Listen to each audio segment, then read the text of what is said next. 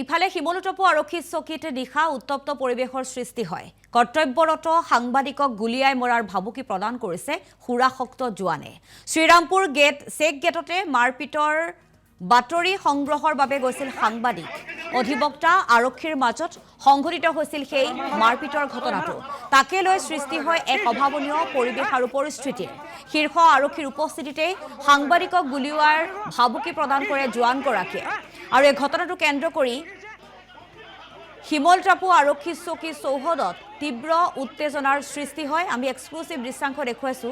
সাংবাদিকসকলে জোৱানজনক ঘেৰি ধৰি জবাবদিহি কৰাৰ লগতে অতি শীঘ্ৰে জোৱানজনৰ ওপৰত বিহিত ব্যৱস্থা গ্ৰহণৰ বাবে দাবী উত্থাপন কৰে। আৰু শ্ৰীৰামপুৰত এবাৰ আৰক্ষীৰ গুণ্ডাগিৰি সাংবাদিকক প্ৰাণে মৰাৰ ভাবুকি প্ৰদান কৰাৰ পাছতে এক অনাকাংক্ষিত পৰিৱেশৰ সৃষ্টি হোৱাও দেখিবলৈ পোৱা গৈছে।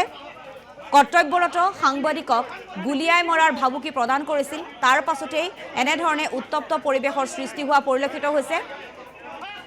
যিহেতু বাতৰি সংগ্ৰহৰ বাবে গৈছিল, তেনে সময়তে সাংবাদিকজনক লক্ষ্য কৰি আৰক্ষী জোৱানজনে আক্ৰমণ কৰাৰ ভাবুকি প্ৰদান কৰাৰ সমান্তৰালকৈ গুলিয়াই মৰাৰ ভাবুকি প্ৰদান কৰাৰ পাছতে এনেধৰণে উত্তপ্ত পৰিৱেশৰ সৃষ্টি হয়।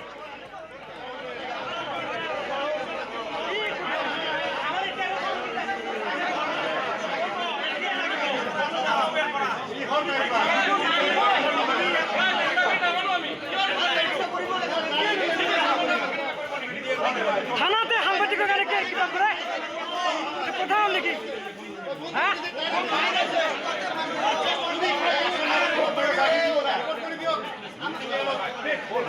সাংবাদিকক থানাতে গুলি কৰিব বা ইমান দম নে?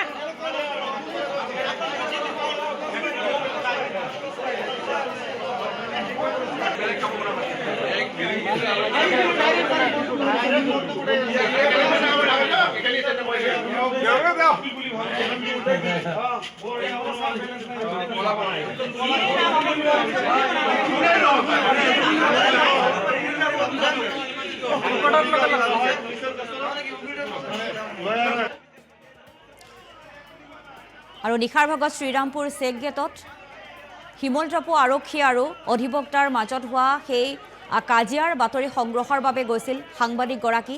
তেনে সময়তে সাংবাদিকগৰাকীক আক্ৰমণৰ চেষ্টা কৰে আৰক্ষী জোৱানজনে। লগতে সুৰাসক্ত আৰক্ষী জোৱানজনে সাংবাদিকগৰাকীক গুলিয়াই মৰাৰ ভাবুকি প্ৰদান কৰাৰ পাছতে এনেধৰণে উত্তপ্ত পৰিৱেশৰ সৃষ্টি হৈ পৰে। শিমলুতপু আৰক্ষী চকীতে উত্তপ্ত পৰিৱেশ পৰিস্থিতিৰ সৃষ্টি হোৱা দেখিবলৈ পোৱা গৈছে। যিহেতু সাংবাদিকগৰাকীক এগৰাকী সুৰাসক্ত জোৱানে গুলিয়াই মৰাৰ ভাবুকি প্ৰদান কৰিছিল। শ্ৰীৰামপুৰৰ চেক গেটতে আৰক্ষী আৰু অধিবক্তাৰ মাজৰ সেই মাৰপিটৰ ঘটনাৰ বাতৰি সংগ্ৰহৰ বাবে গৈছিল সাংবাদিকগৰাকী।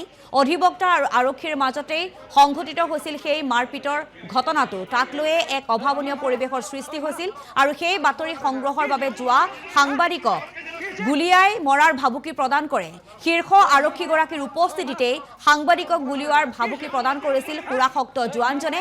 তাৰ পাছতে সেই ঘটনাটো কেন্দ্ৰ কৰি শিমলুতপু আৰক্ষী চকী চৌহদত তীব্ৰ এক উত্তপ্ত পৰিৱেশৰ সৃষ্টি হয়। সাংবাদিকসকলে জোৱানজনক ঘেৰি ধৰি জবাবদিহি কৰাৰ লগতে অতি শীঘ্ৰে এই জোৱানজনৰ ওপৰত বিহিত ব্যৱস্থা গ্ৰহণ কৰিব লাগে বুলিও দাবী উত্থাপন কৰে।